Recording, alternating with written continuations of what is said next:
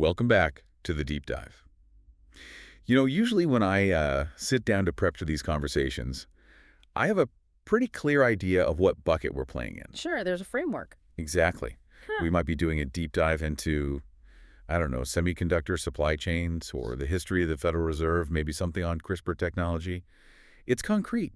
It's tangible stuff. It's stuff you can touch or at least buy stock in. Right, it's usually here and now stuff. It is. But today, Yeah. I was looking at the stack of research you sent over, and I honestly thought I had downloaded the wrong files.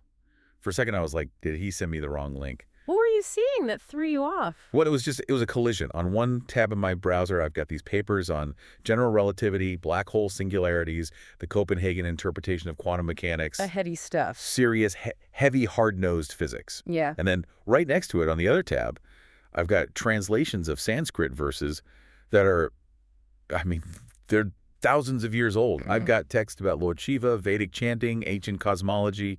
It is a bit of a genre bender, isn't it? It's a total collision. That's what it is. And I have to be honest, my skepticism radar started pinging immediately, like loud. I can imagine. You know me, I love a good metaphor. But usually when people start mixing quantum physics and spirituality in the same sentence, Oh, boy. yeah, it's a recipe for bad science and even worse philosophy. It almost always ends up being some vague, everything is energy, man kind of talk. I completely agree. That creates what I call the woo-woo bridge. People take a scientific term they don't really understand and a spiritual term they don't really understand, and they just smash them together to sell you a crystal or a weekend retreat. Right.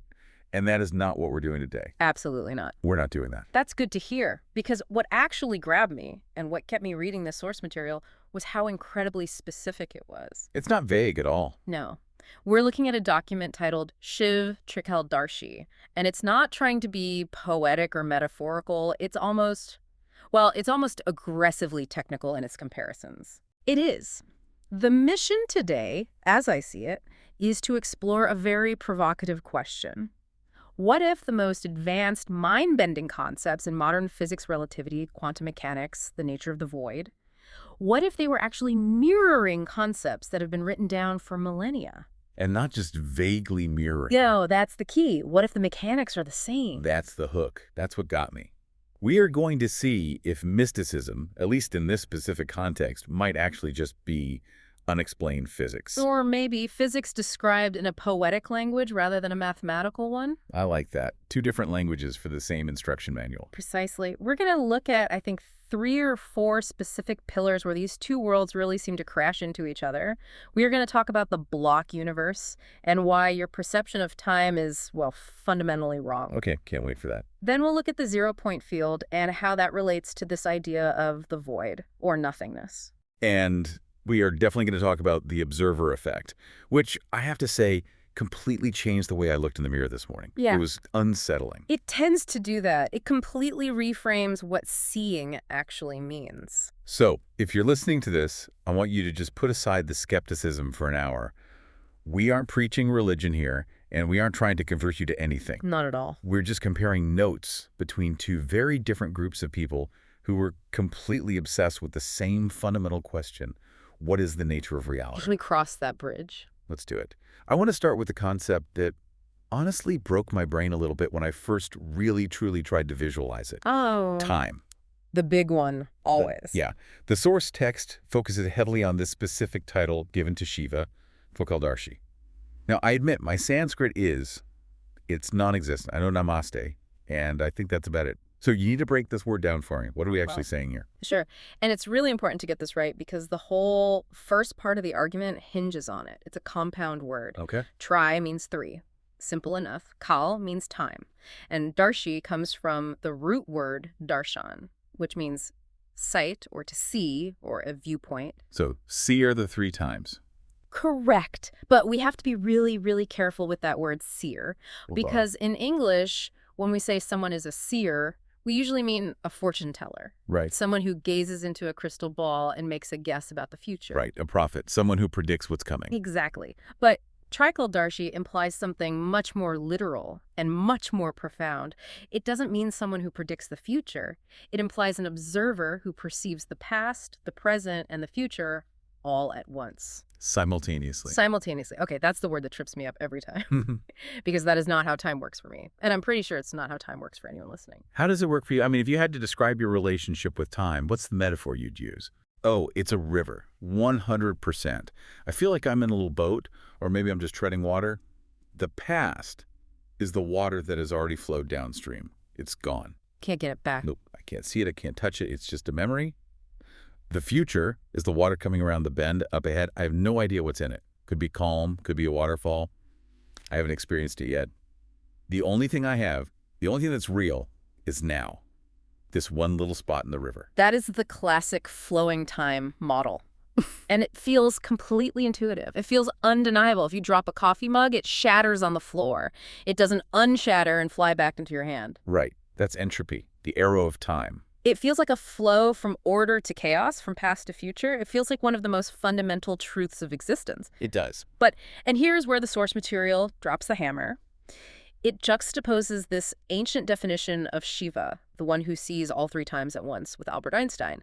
And it points out that, according to the special theory of relativity, your river model is wrong. So Einstein is saying that this flow, this river that I feel like I'm in every single second of my life, is an illusion. He called it a stubbornly persistent illusion, to use his exact words. The stubbornly persistent illusion. Okay, we need to unpack this because I am currently experiencing this second and now I'm experiencing the next second. It feels very real.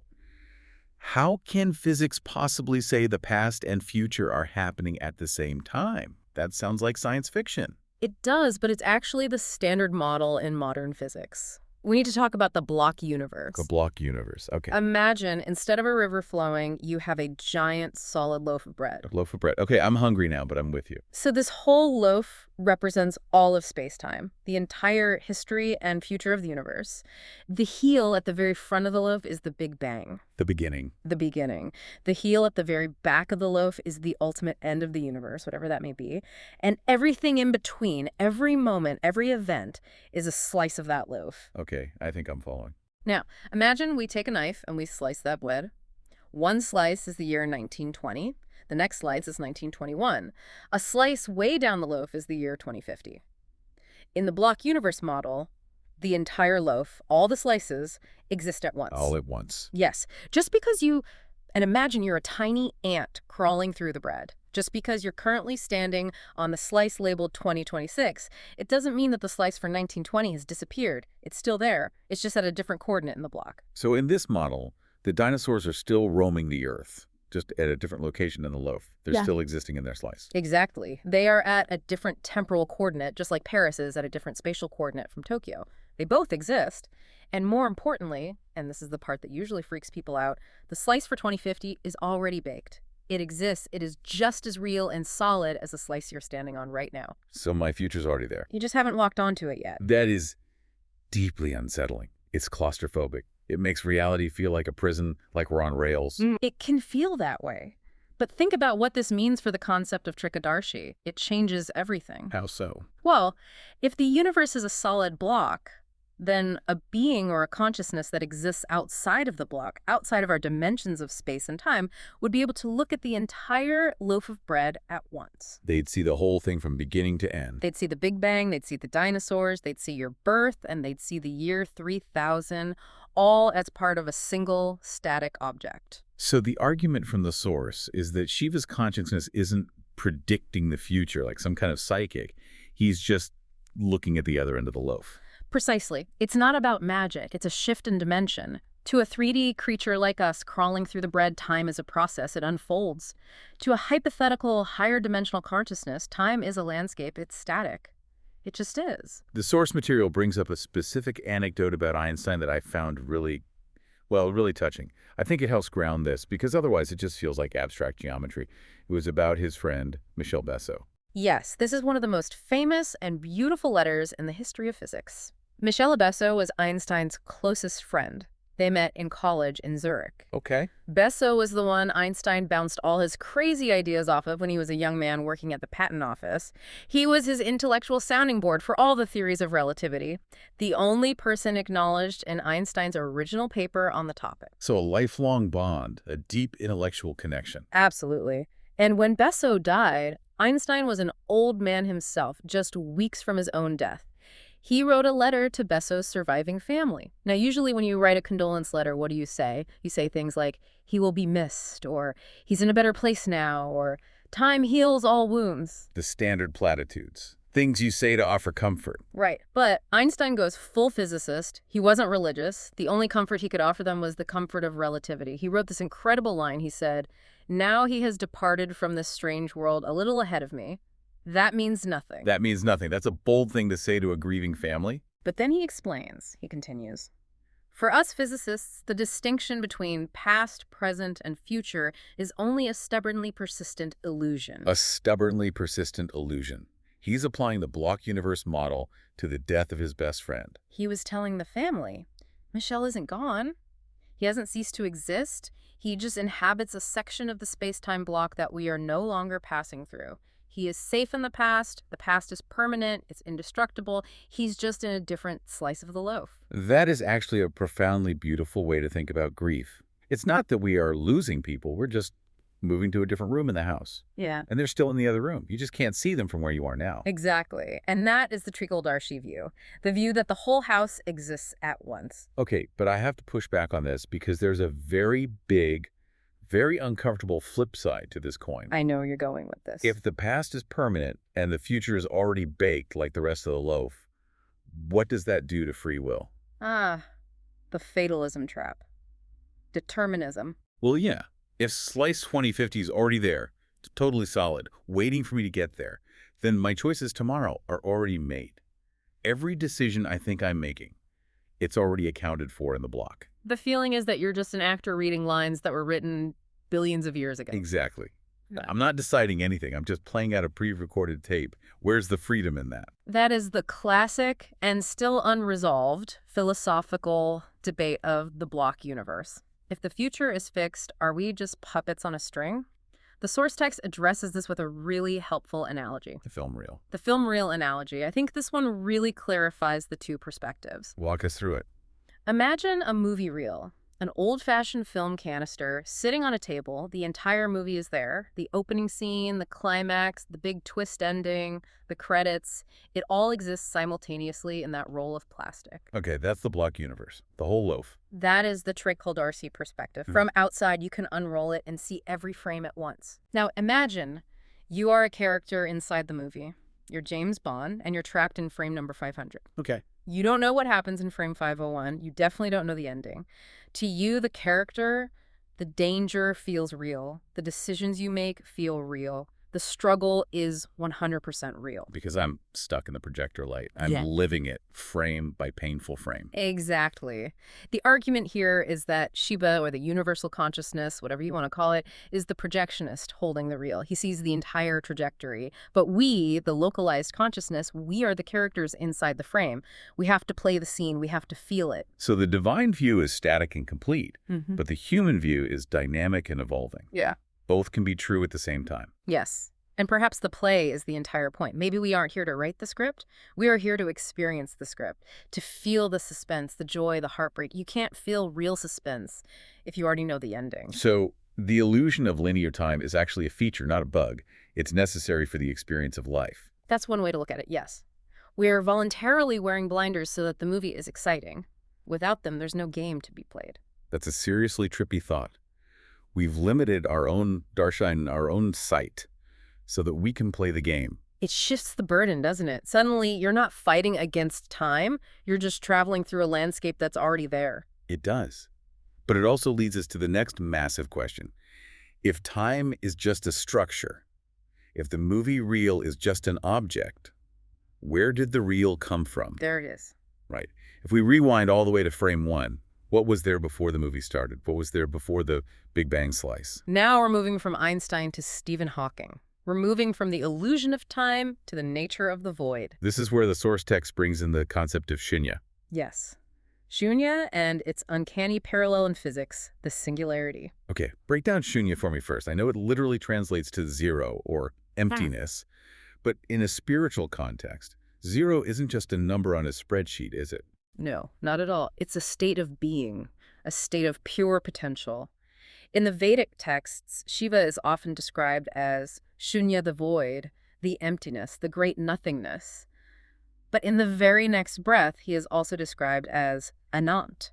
And Anant means? Anant means the infinite, the unending, everything. Wait, hold on. That's a direct contradiction. How can you be zero and infinite at the same time? Those are literal opposites. If I have $0 in my bank account, I definitely do not have infinite dollars. In economics, sure, you're right. But in physics, zero and infinity are practically best friends. They are two sides of the very same coin. Oh. This is where the source introduces Stephen Hawking and the concept of the gravitational singularity. We hear that word a lot in sci-fi, the singularity. But what is it really in physics terms? What does it mean? A singularity is a point in space-time where the ordinary laws of physics just, they give up. They go home. They don't apply anymore. They break. They completely break. It usually happens at the center of a black hole. It is a point where a massive amount of matter, like a giant star, is crushed down by gravity into a space with zero volume. Zero volume. I can't even picture that. It takes up no space at all. None. It is a mathematical point, a dot. But, and here's the paradox, because all that mass is still there, all that stuff is packed into that zero space, the density at that point is infinite, and the gravity is infinite. So it is a point of zero size, but infinite power. Exactly. It is shunya, zero, and anant, infinite, wrapped up into one neat, terrifying little package.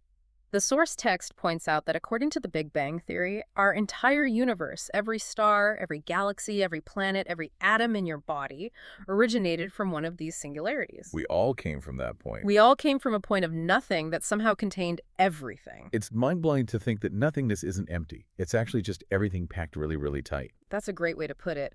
And this isn't just about the ancient history of the Big Bang. This connects to something that exists right now everywhere called the zero-point field. I've heard this term. It sounds like something from a superhero movie. The hero is tapping into the zero-point field to get his powers. But is it real? Does it actually exist? Oh, it's very real. It's one of the absolute foundations of quantum field theory. Think about a perfect vacuum. If you take a box and you pump out all the air and you shield it from all radiation and you somehow remove every single atom until it is perfectly, absolutely empty. So it's as empty can get. You'd think so, but physics says it's still not empty. It's not. What's left? It is seething with energy. It's a bubbling, frothing soup of virtual particles. These are particles that pop into existence and then pop out of existence in a fraction of a nanosecond. They borrow energy from the vacuum to exist for a moment, and then they pay it back and disappear. So empty space isn't empty. It's just Interesting. It's just waiting. It's pure potential. It is a field of pure potentiality. It's the background hum of the universe, the baseline energy of reality itself. And here's the aha moment the source tries to land. It draws a direct one-to-one line between this physics concept and the practice of deep meditation. Okay, you have to connect those dots for me. Yeah. Because one involves billion-dollar particle accelerators, and the other involves sitting on a cushion with your eyes closed. They seem worlds apart. Well, think about the highest goal of deep meditation, especially in the traditions that reference Shiva. The goal is to reach a state of inner silence, to quiet the mind, to clear all the thoughts, all the chatter, to become shunya. Right, to empty the mind. But the source argues that when a yogi or a meditator enters that state of shunya, they aren't just checking out. They aren't just turning off the machine and going to sleep. What are they doing then? They are tuning their consciousness into the frequency of the zero-point field. Whoa, okay. So the argument is that the state of emptiness in the mind is a mirror of the physical emptiness of the vacuum. Yes, and just like the vacuum is actually full of infinite potential energy, the empty mind becomes a conduit for that same primal energy. The source says something like, when a yogi is shunya, he is not vacant. He is actually in contact with the infinite energy from which the entire universe was born. That reframes the whole practice. It makes meditation sound much more active than passive. It's not about relaxation. It's about plugging back into the source code of the universe. Exactly. It's a return to the singularity. You are stripping away the particles of your identity, your name, your job, your stress, your to-do list, to return to the pure wave of existence that underlies it all. You know, it reminds me of that feeling you get when you're really in the zone. Yeah. Maybe you're an athlete, or you're an artist, or you're just working on something creative, and you kind of forget who you are for a minute. Time disappears. You're just the process. You're just doing. That's it. That is a microdose of shunya. You aren't a person with a name anymore. You're just a process. You are flowing with the field. Okay, so We've established that time is a block, a landscape, which Mhm. is the trikaaldarshi view, and that the void, or shunya, is actually the singularity, the generator of everything. Mm, But this brings us to the weirdest and maybe the most important part of the document. I think so too. Because if the universe is made of this potential energy, this quantum soup, what turns it into stuff? What turns the potential into the actual reality I'm sitting in right now? What turns the soup into a meal? Ah, this is the question that keeps quantum physicists up at night. It's called the measurement problem. And this is where we have to talk about the observer. And the source gives Shiva another title here, a really specific one, Param Parivekshak. Yes, param means ultimate or supreme. Parivekshak means observer, the ultimate observer. Before we get into the spiritual side, let's ground this in the science again. We need to explain the observer effect. And I want to be really careful here because this is the one that gets misused the most online. Oh, absolutely. People say, oh, I was watching my toast and it burned. That's the observer effect. Laughs. No, that's just a bad toaster. The observer effect doesn't apply to toast. It applies to the quantum world, the world of the very, very small. Electrons, photons, subatomic particles. Okay, so how do these tiny little things behave? Well, here's the weird part. They don't behave like things we're used to, like billiard balls. If you hit a billiard ball, you know exactly where it's going. But a subatomic particle, before you measure it, it exists in a state called a wave function. Which means what, in plain English? It means it isn't in one specific place. It is a cloud of probability. It is partly here, partly there, partly a million other places all at once. It's a ghost, a wave of pure maybe. So until we look at it, reality is literally just a maybe. According to the most common interpretation, the Copenhagen interpretation, yes. The particle does not assume a definite position. It doesn't become real in a sense we'd understand until an observer interacts with it or measures it. So the act of looking at it changes it. The act of observation collapses the wave function. It forces the ghost to pick a spot and become a solid object. The universe remains a wave of potential until someone looks at it. Essentially, yes. This is what bothered Einstein so much. It led him to ask that very famous, very frustrated question to Niels Bohr. Do you really believe the moon is not there when you are not looking at it? It's a fair question. Yeah. If I close my eyes right now, does this room disappear? My common sense screams no. Common sense does scream no. But quantum mechanics says it's complicated. And this is exactly where the source text builds its bridge. It asks this simple question. If the universe needs an observer to collapse the wave function and exist as solid matter, who was observing the universe before biological life evolved? Right. We've only been here for a couple of million years, a blink of an eye. The universe is 13.8 billion years old. Who collapsed the wave function of the first stars of the galaxies? The source answers with one word, Shiva. Shiva is the Param Parivekshak, the ultimate observer. The argument is that the entire universe exists as a stable particle reality because it is being held in the gaze of a cosmic consciousness. That is a huge statement. It implies that consciousness isn't just a byproduct of the brain-like exhaust from an engine. It implies that consciousness is fundamental. It implies consciousness is the road the engine drives on. Yes. That consciousness precedes matter. That's the radical implication. If you take away the ultimate observer, the entire universe dissolves back into the wave function. It goes back to being a ghostly wave of shunya. So Shiv is basically the one keeping the lights on. He is the one keeping the movie real focused and playing on the screen. Without the light of his observation, it's all just a jumble of potential on a plastic strip. But the source doesn't just leave it at this huge cosmic level. Yeah. And this is the part that really got under my skin. In a good way, it brings it right down to us, to you, the listener. The camera analogy. Yes, explain this because I absolutely love this image. It's so powerful. The document claims that your eyes, your specific biological eyes right now, are not just passive windows that light comes into. It says they are cameras of infinite consciousness. Cameras of infinite consciousness. Think about a massive security system. You have a central hard drive, a central server recording everything. But you have thousands of individual cameras spread out all over the building, each one capturing a unique angle. Okay, I see where this is going. The source argues that you are one of those cameras.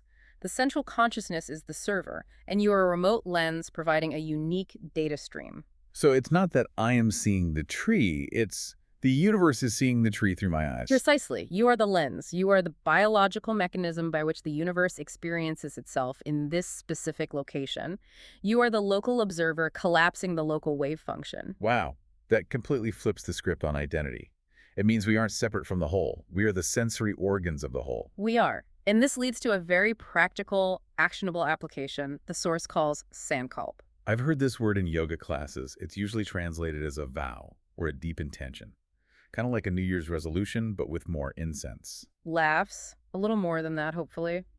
In this context, sankalp is framed as a direct mechanism of quantum collapse. How so? Explain that. Well, think about your future again. We established that in the block universe, the future sort of exists, but from your perspective, right now, it's a wave function. It's a giant cloud of probabilities. You could get that promotion, or you might not. You can meet the love of your life tomorrow, or you might not. It's all just possibilities swirling around. It's hazy. It's potential. Exactly. But when you apply sankalp, which means when you focus your observation and your powerful intention on one specific outcome with absolute, unwavering clarity, the source argues you are scientifically performing a collapse of the wave function. You are choosing which track on the film reel gets illuminated. You are selecting that probability out of the quantum soup and making it real. You are collapsing the wave of maybe into the particle of reality. The source argues that this isn't magic. It's not wishing. It's using your inherent power as a localized observer to shape the quantum field in front of you.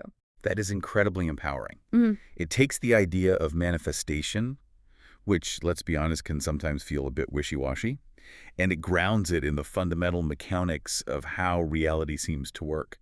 You observe it with intention, therefore it becomes. It puts all the responsibility on the observer. What are you looking at? Because what you look at, you energize. What you observe, you make real. If you spend all day obsessing over your fears and anxieties, you are collapsing a reality of fear and anxiety. You are staring at that probability until it becomes solid. Man, that hits home. The question isn't what do you want, it's what reality are you choosing to manifest with your attention right now? It is. Are you observing the obstacle or are you observing the solution? Because the universe will give you whichever one you stare at. Okay, I need a second to process that. Yeah. That's a lot. We've talked about time being a block, the origin being a fertile void, and the mechanism of creation being observation. But there's one more piece to this puzzle in the source, and it's the one that deals with how we treat each other. Right. The section on entanglement. Yes. And this is where the source tries to explain the physics of emotion.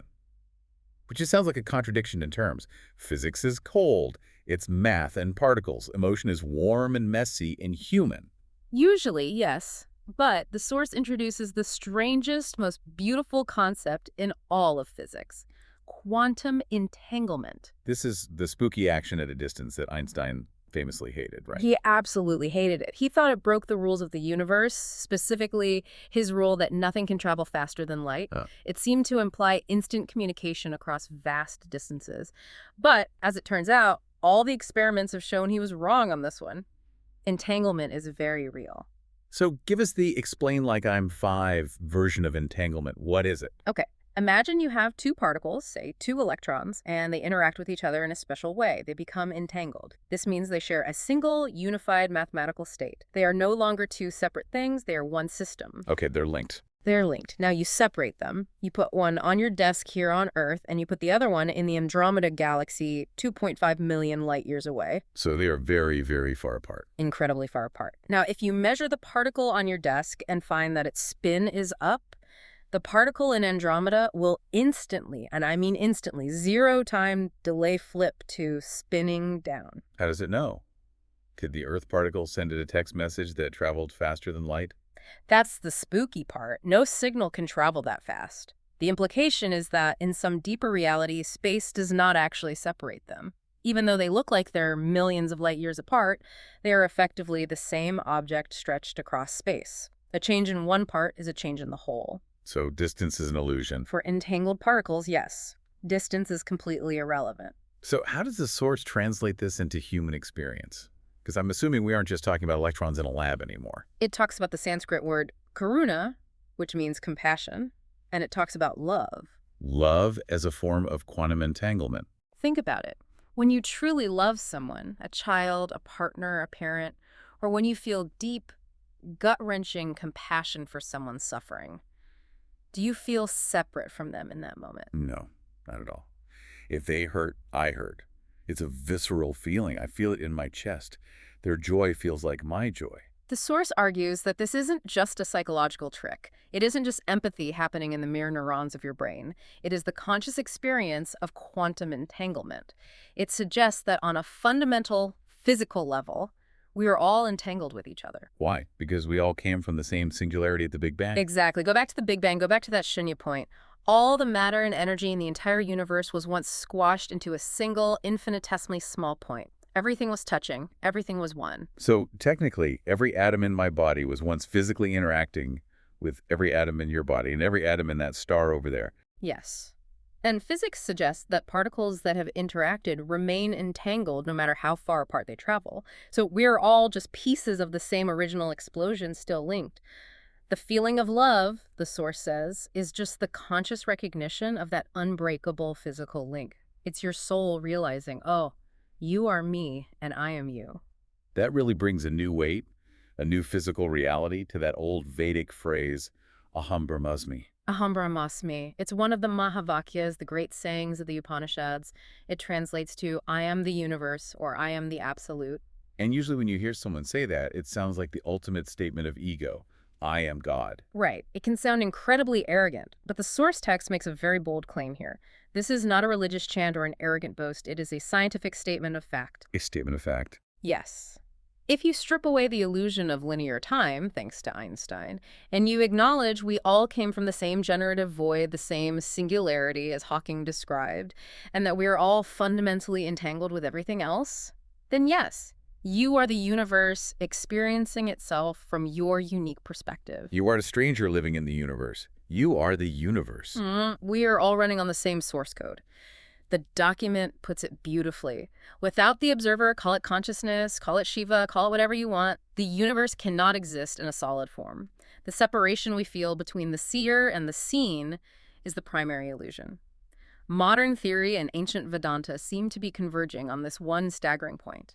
Separation is a lie. Unity is the physics. It's the grand unification theory, but for the soul, not just for the four forces of nature. In a way, yes, it solves the fundamental problem of loneliness. How can you be alone if you are, quite literally, everything? That is heavy, but in a really good way. It is. So let's zoom out. We've covered a massive amount of ground today, and I want to make sure we tie a bow on this for the listener, because we've jumped from ancient Sanskrit to theoretical astrophysics and back again a dozen times. Let's recap the journey. We started with the block universe. Einstein's idea that the past, present, and future are all existing right now, laid out like a film reel. This mirrors the trikaaldarshi view of Shiva, the seer of the three times. Time isn't flowing. We are. Then we moved from time to the origin of space. We talked about the void, how the concept of shunya from the yogis connects almost perfectly to the singularity and the zero-point field from physics. We learned that nothing is actually the potential for everything, and that meditation is just a way of tuning into that potential. From there, we looked at the observer effect from quantum mechanics. The bizarre fact that reality seems to be just a probability wave until we, the observers, collapse it into a solid thing, and that this makes us cameras for the universe to see itself. We talked about Sankalp using focused intention to choose our reality. And finally, we ended with entanglement. The spooky action at a distance that provides a potential scientific basis for connection, for compassion, for love. The idea that karuna is just the feeling of recognizing the physics of unity. It's a lot to take in, but if I had to boil it down, the core insight here seems to be that we have two different languages describing the exact same reality. Exactly. Science explores outward, it builds bigger telescopes and more powerful, Large Hadron Colliders to find the truth out there. Spirituality explores inward, it uses meditation and breath and introspection to find the truth in here. But they are tunneling through the same mountain from opposite sides. And the source argues that they are beginning to hear each other's digging. They are meeting in the middle. They are digging toward the exact same truth. So here's the thought I want to leave you with today. We talked a lot about the observer effect. We talked about you being the camera for the universe. Go for it. If it's true, if any of this holds up, that you are the observer collapsing the wave function of your life, then you are not just watching the movie. You are, in a very real quantum sense, editing the film real in real time with the focus of your attention. That's the implication, yes. So the final question is, if you are the observer, what reality are you choosing to manifest right now? When you wake up tomorrow morning and you look in the mirror, what wave are you going to collapse with your attention? Are you going to collapse a reality of stress and lack and separation? Or are you going to collapse a reality of potential and connection and compassion? That is the ultimate question. The universe is just a field of potential waiting for your eye to catch it. Something to think about the next time you're stuck in traffic or staring at a spreadsheet or even just taking a quiet breath. You might just be the universe looking back at itself, deciding what to become next. Indeed. A powerful thought. Thanks for diving deep with us today. This was a heavy one, maybe the heaviest we've done, but hopefully it sparks some new connections in that amazing neural network of yours. It's always a pleasure. Keep questioning the nature of your reality. We'll see you on the next deep dive.